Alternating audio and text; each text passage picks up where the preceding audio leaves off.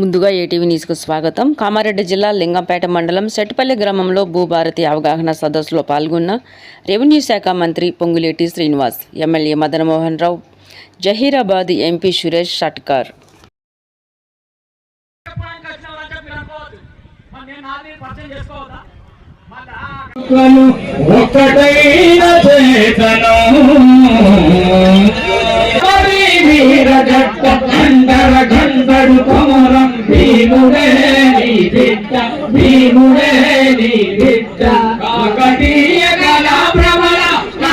అందరికీ నా హృదయపూర్వక వందనాలు. మరి ఈ భూభారతి చట్టం మీరు వెళ్లే అవకాశాన్ని ఎసులుబాటుని ఈ చట్టంలో పేర్కొనబడింది. జరిగింది అసైన్ ల్యాండ్ లో ఇంతకు ముందు 2017-18 ముందు పానీలో అసైన్ ల్యాండ్ ఇష్యూ వచ్చింది. కానీ LRUP ఆ భూములు ఎప్పుడో మన ప్రభుత్వం వచ్చిన తర్వాత చాలా మంది గ్రామాల్లో చిన్న మన సీనియర్ నాయకత్వంలో ఇవాళ 2 అంచెల వ్యవస్థ అప్పీల్ వ్యవస్థ పోవాలి అని చెప్పడం జరిగింది. ఆడియో దగ్గర పోతే మా చేతిలో లేదు, కలెక్టర్ దగ్గర పోతే కూడా అప్పుడు కూడా చెప్పడం జరిగింది మా చేతిలో లేదు, కోర్టుకి డిస్పోజ్ చేసుకోవాలి. తర్వాత ఇంతకు ముందు ఉన్న సిస్టమ్ లో అపీల్ వ్యవస్థ కూడా లేదు. ఏమైనా ముందు ఏమైంది, ఢిల్లీలో ఏమైనా ఆర్డర్ ఇచ్చారు, ఆ ఆర్డర్ ఇక్కడ ఉంది, ఎవరు తెలియడం లేదు. సో ఇప్పుడు భూభారతి యాక్ట్ కింద ఇచ్చిన ఆర్డర్ ఖచ్చితంగా ఎంత భూమి పెద్దమ్మా 15 కోట్ల. ఇంతకుముందు తిరిగిన ఆపించుతూ ఎన్ని రోజుల నుంచి అడుగుతున్నాం కూడా వేదిక నుంచి ఆహ్వానిస్తున్నాం. అదేవిధంగా అడిషనల్ కలెక్టర్ రెవెన్యూ అందరికీ నా హృదయపూర్వక వందనాలు. మరి ఈ భూభారతి చట్టం అసైన్ ల్యాండ్ లో ఇంతకు ముందు 2017-18 ముందు పానీలో అసైన్ ల్యాండ్ ఇష్యూ వచ్చింది. కానీ LRUP మీరు వెళ్లే అవకాశాన్ని ఎసులుబాటుని ఈ చట్టంలో పేర్కొనబడింది.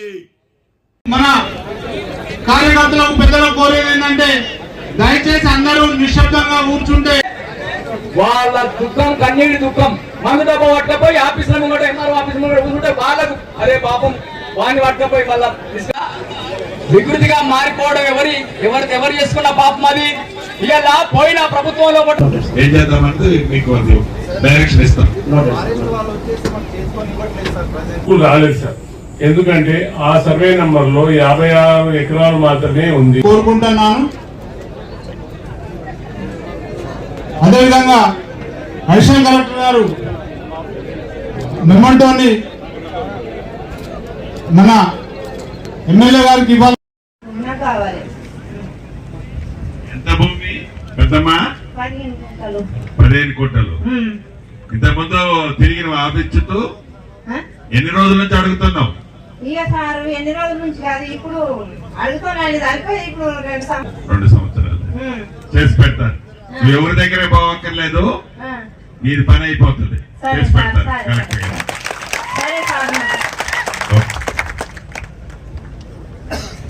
దాని గురించి నేను ఏంటి పెద్దగా నాకు పట్ట కాలేదు, పాస్బుక్ రాలేదు. మీకు దయచేసి నాకు బుక్ రావాలి, పట్ట కావాలి. దండం చేస్తా. లోకల్ ఎంఆర్ఓ ఎవరండి? ఏంటి విషయం ఏంటి? Sir good sir. సార్ వాస్తవంగా సార్ నాడియాస్ లో ఉంది సార్, ల్యాండ్ నాడియాస్ లో ఉంది సార్. నాకు డిస్టర్షన్ కాలేదు సార్. వీళ్ళ పేరు ఆన్లైన్ లో ఉంది సార్ ల్యాండ్, బట్ వీళ్ళ పేరు ల్యాండ్ డిస్టర్షన్ కాలేదు సార్. అప్పుడు రీజన్ అనేది మనకి ఆన్లైన్ లో సక్సెస్ అనేది పెట్టింది సార్. వాస్తవంగా వీళ్ళ భర్త ఉన్నారు సార్, అది నాకు రీజన్ అనేది మెన్షన్ చేయడం జరిగింది సార్. చేయడానికి మనకి ఏమి ఇబ్బంది ఉంది? చట్టంలో ప్రొవిజన్ పెట్టినాం కదా, ఉంది సార్. చేయగలుగుతున్నాం కదా. ఇప్పుడు చేస్తాం సార్. సెక్షన్ 4 కింద మనం చేయగలుగుతాం. ఎంత భూమి అక్క పెద్దక్క అనేది? ఎకరం 30 ఉంటుంది సార్. సరే చేసి పెడతారు. అదేవిధంగా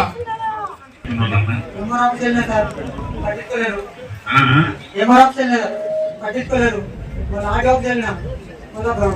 బజార్ వెళ్ళినా సార్, 2 ఎకరాల భూమి సార్, 4 మాట రైతు బంధు ఇస్తున్నా సార్.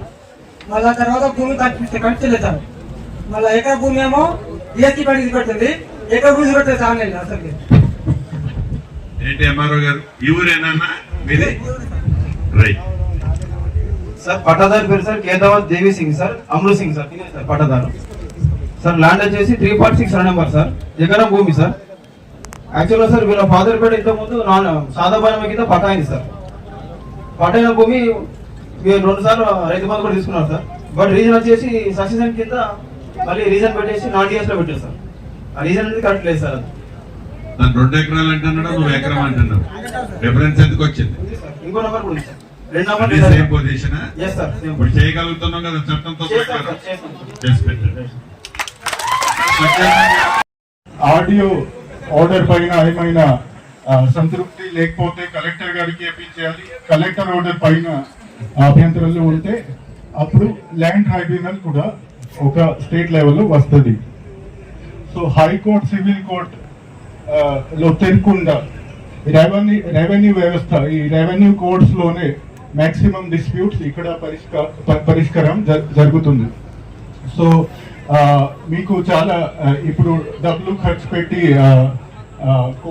కోర్టుకి వెళ్ళడానికి అవసరం లేదు. సో దాంతో పాటు ఇప్పుడు అన్ని మోడ్యూల్స్ లో టైం లైన్స్ కూడా ఇవ్వడం జరిగినాయి. సో మ్యూటేషన్ కేసెస్ లో తహసీల్దార్ గారు 30 రోజుల్లో ఆర్డర్ ఇవ్వాలి. ఆ ఆర్డర్ ఇవ్వకపోతే రిజిస్ట్రేషన్ ఆటోమేటిక్ గా అమల్లో ఉంటది. తర్వాత రికార్డ్ ఆఫ్ రైట్స్ లో ఏమైనా ఎర్రర్ ఉంటే రెక్టిఫికేషన్ కోసం అప్లికేషన్ పెడితే ఆర్డీఓ మరియు కలెక్టర్ 60 days లో ఇది డిస్పోజ్ చేయాలి.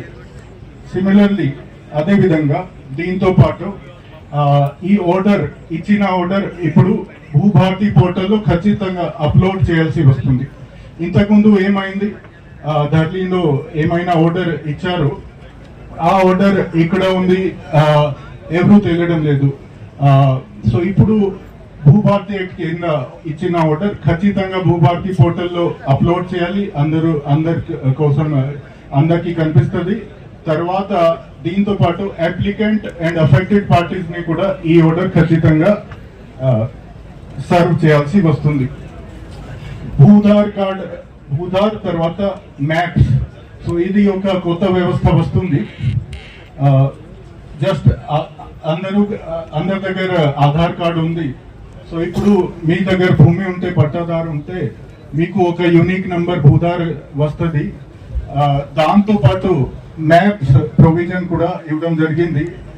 లైసెన్స్ సర్వే ప్రొవిజన్ ఉంటుంది.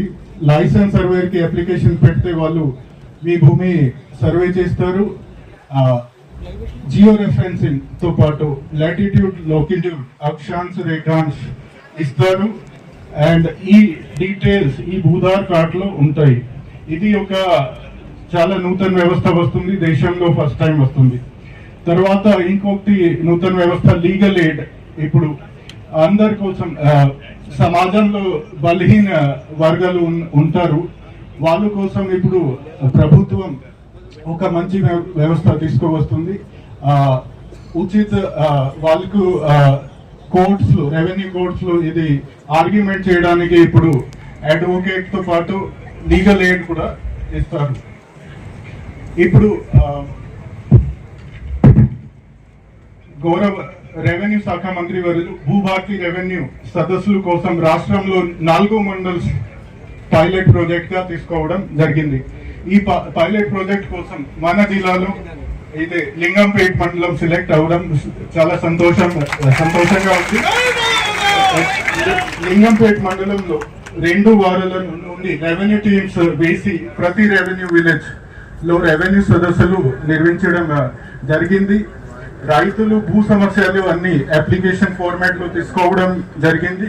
మొత్తం 3,300 దరఖాస్తులు రైతులు నుండి స్వీకరించడం కూడా జరిగింది.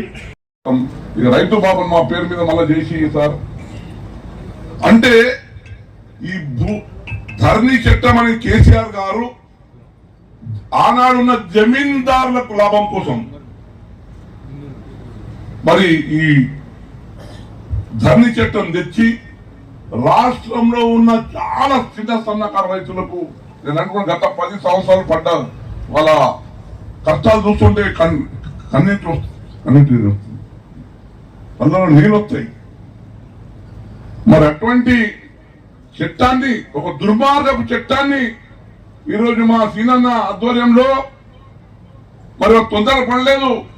దాని గురించి గత 5-6 నెలలు అధికారులు వచ్చిన తర్వాత క్షుణ్ణంగా వాళ్ళు దానికి కమిటీ వేసి చర్చించి ముఖ్యమంత్రి రేవంత్ రెడ్డి గారు వీరు వాళ్ళ సబ్ కమిటీ వేసి మరి అన్ని విధాలుగా ఎవరికి ఇబ్బందిగా కాకుండా సామాన్య ప్రజలు కూడా పోతే పని అయ్యేటట్లు న్యాయం అయ్యేటట్టు చేయాలన్న ఉద్దేశంతోనే మరి భూభారతి చట్టం తెచ్చి అసెంబ్లీలో చర్చించి మరి దానికి అన్ని విధాలుగా మరి పైలట్ ప్రాజెక్టుగా ఇప్పుడు మన ముందు మరి 4 నాకు చెప్పారు ముఖ్యమంత్రి గారు, 4 పార్లమెంట్ ఒక్కొక్క పైలట్ ప్రాజెక్ట్ తీసుకుంటున్నాము. అందులో మీ జయరాబాద్ పార్లమెంట్ ఉంది. ఆ జయరాబాద్ పార్లమెంట్ మన లింగంపేట రావడం మన అందరి అదృష్టం అని కూడా మనం చెప్తున్నాం. ఇప్పుడే మంత్రి గారు మాట్లాడినారు 3-4 వారు బాధితులతో. మంత్రి గారు ఏమన్నారు, అప్పుడే మీ పని అయిపోతుంది అని వారు చెప్పడం జరిగింది. మరి ముఖ్యంగా ఈ 10 సంవత్సరాలు చాలా సార్లు ఇక్కడ మంత్రి గారు ఈ ప్రాంతంలో అడవి ప్రాంతం ఇది, చాలా మంది మా ట్రైబల్స్ కానీ వీళ్ళు భూములు వ్యవసాయం చేసుకుంటున్నారు. దాంట్లో అప్పుడు రాజశేఖర్ రెడ్డి గారు ముఖ్యమంత్రిగా ఉన్నప్పుడు జాయింట్ సర్వే అంటే ఫారెస్ట్ అండ్ రెవెన్యూ మధ్యలో కమిటీ చేసి వాళ్లకు ఐడెంటిఫై చేసి వాళ్లకు మన భూములు ఇవ్వడం జరిగింది. అటువంటి భూములు వాళ్ళు సాగు చేసుకుంటూ ఉన్నారు. అటువంటి పరిస్థితిలో ఈ ధరణి రావడం వల్ల వాళ్ళకు ఎటువంటి మరి వాళ్ళ భూమి కాకుండా మళ్ళీ ఫారెస్ట్ వాళ్ళకి మా భూమి నుంచి వాళ్ళకు దౌర్జన్యంగా మరి వారి భూమి లాక్కోవడం అటువంటి కార్యక్రమాలు అయినాయి. మరి ఇప్పుడే మీరు మా సీనన్న గారు మంత్రివర్గం చెప్తారు సవిధంగా, మరి మీ హక్కు మీకు వస్తుంది. అన్ని విధాలుగా ఈ భూభారతి చట్టంలో మరి అందరికీ న్యాయం అవుతుంది. ఇది అసైన్ భూములు ఉన్న వాళ్ళకు న్యాయం అవుతుంది. మరి ఎంత చిన్న లిటిగేషన్ ఉన్నా న్యాయం అవుతుంది. మరి అప్పుడు ధరణిలో ఉండే మన ఎంఆర్ఓకి అధికారం లేదు, ఆడియోకి అధికారం లేదు. కలెక్టర్ దగ్గర పోవాలా, కలెక్టర్ దొరుకుతాడా మాకు? కలెక్టర్ దొరుకుతున్నారా మీకు చెప్తున్నా? కలెక్టర్ కాదు, మా సీసీఎల్ మనం సీసీఎల్కి వెళ్తుంటారు పాపం. ఆ సీసీఎల్ పోతే సీసీఎల్ దగ్గర మొత్తం ఇట్లా సార్ పెద్ద కీవాడ. ఆ సీసీఎల్ ఆయన కూడా సీనియర్ అయ్యే సంస్థలు ఉంటాడు, ఆయనకు సమయం పెట్టాడా? ఇవన్నీ కళ్ళదారా చూసినాం. కానీ ఇప్పుడు మరి మీకు తహసీల్దార్ మా ఎంఆర్ఓ ద్వారా ఎక్కడ ఉంటారు అక్కడ పిటిషన్ ఇస్తారు. ఎంఆర్ఓ ద్వారా కరెక్ట్ పని కాకపోతే ఆడియో గారి దగ్గర అప్పీల్ పోవచ్చు. ఆడియో గారు పని కాకపోతే కలెక్టర్ గారు దగ్గర రావచ్చు. కలెక్టర్ దగ్గర కాకపోతే ఇప్పుడు ట్రిబ్యునల్ వేస్తున్నారు. మనకి మా మొన్ననే మంత్రి గారు చెప్పారు, ముఖ్యమంత్రి గారు కూడా చెప్పారు, ఒక ట్రిబ్యునల్ ఏర్పాటు చేసి ట్రిబ్యునల్ అప్పీల్ వెళ్ళడానికి వీలు. వ్యవసాయం చేసుకుని బతుకుతున్నా చిన్న సన్నకారు రైతులు 2 ఎకరాలు, ఎకరము, 1/2 ఎకరము గుంటల గురించి కొట్లాడాలు చేసుకుని చంపుకొని చచ్చిపోయిన పరిస్థితి ఉంది. ఇక్కడ పంట పండిస్తేనే పొట్ట కింద దొరుకుతుంది, లేకపోతే ఏం లేదు. ఇండస్ట్రీస్ లేవు, మాకు ఏం లేవు అన్న ఇక్కడ. మరి మీరు రావడం నిజంగా ఈ ప్రాంతాన్ని మాకు నిజంగా అదృష్టంగా భావిస్తున్నా. మరి కేసీఆర్ మన సభ పెట్టినప్పుడు చెప్తా ఉన్నాడు, చాలా మంచిగా చేసిన నేను, ఇలా బాధ చేస్తుంది కాంగ్రెస్ ప్రభుత్వం ఏం చేస్తుంది అన్నాడు. నేను చెప్తా బిడ్డ, నిజంగా చెప్తా. ఇప్పుడు మొత్తం రాసుకుని వచ్చిన, నేను అన్ని పేపర్ రాసుకుని వచ్చిన. ఇవాళ భూభారతి చట్టం కింద 2025లో ఈ భూభారతి చట్టం తీయడం జరిగింది. ఇలా ధరణిలో ఎన్ని సంవత్సరాలు తెలుసు కదమ్మా. నేను ఎమ్మెల్యే 15 నెలలు అయింది. పొద్దున్న లేస్తే చాయ్ తాగి నుంచి మొదలు పెడితే సాయంత్రం వరకల్లా ఇదే పని. అన్న ఇళ్ళ కనిపిస్తలేదు, అల్ల కనిపిస్తలేదు, ఎంఆర్ఓ దగ్గరికి పోయినాం, ఇవే సమస్యలు.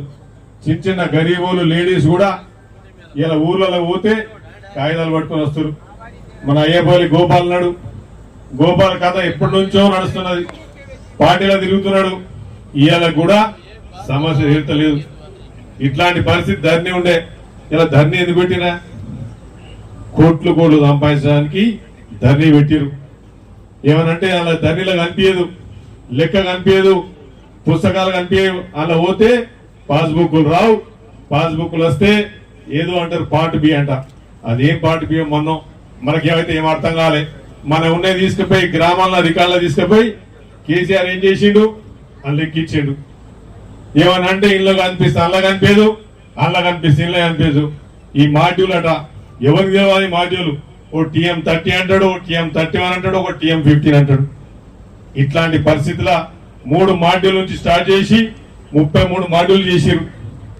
మరి ఈరోజు భూభారతి చట్టం ప్రపంచంలోనే అంటే భారతదేశంలోనే మరి సీనన్న రెవెన్యూ మినిస్టర్ అయిన తర్వాత 15 రాష్ట్రాల్లో దీన్ని అధ్యయనం చేసి చరిత్రలో నిలిచిపోయే విధంగా ఇలా భూభారతి చట్టం వచ్చింది. మరి భూభారతి చట్టంలో ధరణిలా ఇప్పుడు ఇంతకుముందు ఏదైనా ప్రాబ్లం వస్తే తహసీల్దార్ చేయడు. పోయినా కదా మన తహసీల్దార్కి ఆడియో రాలేదు, కలెక్టర్ దగ్గరకు పోవాలి, లేకపోతే పైన CCL దగ్గరకు పోవాలా, లేదు కోర్టుకు పోవాలా. కోర్టులు ఎందుకు వేసిరాయి? కోర్టులు ఎందుకు పెట్టి TRS అంటే పైసలు కూడా కోర్టుకు పోతాడు, గరీబుడు పోతాడు కోర్టుకు? గరీబంతం అవుతుందా? కానీ మన సీనన్న నాయకత్వంలో ఇవాళ 2 అంచెల వ్యవస్థ, అప్పీల్ వ్యవస్థ పెట్టింది. ఎందుకంటే గరీబోనికి సామాన్యుని కూడా కోర్టుకు పోయే స్తోమత ఉండదు. మనలాంటి కాన్స్టిట్యున్సీలా, మనలాంటి గరీబుల కాన్స్టిట్యున్సీలా మన కోర్టుకు లాయర్ పెట్టుకునే పరిస్థితి లేదు. మరి అట్లాంటి ఆలోచించి ఇవాళ సామాన్య కూడా లీగల్ అడ్వైస్ అంటే రేపు ఏమన్నా ప్రాబ్లం ఉన్నా గవర్నమెంటే చూసుకుంటది. 2 అంచెల వ్యవస్థ మరి ఇక్కడ స్టార్ట్ చేసారు. ఇలా పొరపాట్లు ఏమైనా రికార్డుల పొరపాట్లు ఉన్నా ఇంతకుముందు ధరణిలో దిద్దే లేదు, ఆప్షన్ లేదు. ఇవాళ 6వ చట్టం కింద రికార్డ్ రైట్స్ ఆఫ్ రికార్డ్ కింద ల్యాండ్ ఓనర్ యాక్ట్ కింద మరి భూభారతి చట్టం కింద మరి పొరపాట్లు ఉంటే రికార్డ్స్ ఉంటే చేసుకునే సంకల్పం మనకి దీంట్లో కల్పించడం జరిగింది. మరి అది మనకి ఇప్పుడు అవసరం. ఎందుకంటే నేను చూస్తాగా పొద్దున్న లేస్తే ఇదే ప్రాబ్లం. ఏమనంటే అప్పుడు దానిలో MROకి ఫోన్ చేసినా సార్ ఇది మాకు ఆప్షన్ లేదు సార్ అంటుంది. నాకు కూడా తెలుసు సాఫ్ట్వేర్ చేసి ఏం ఆప్షన్